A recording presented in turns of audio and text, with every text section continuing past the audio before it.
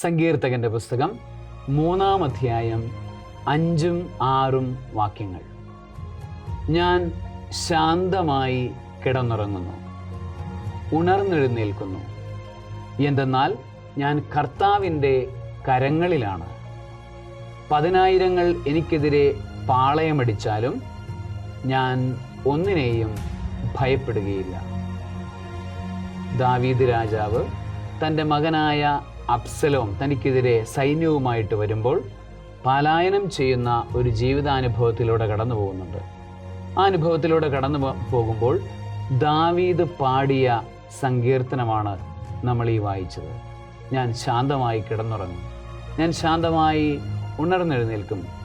എനിക്കെതിരെ വലിയൊരു സൈന്യം തന്നെ പാളയമടിച്ചാലും ഞാൻ ഭയപ്പെടുകയില്ല, കാരണം ഞാൻ കർത്താവിൻ്റെ കരങ്ങളിലാണ്.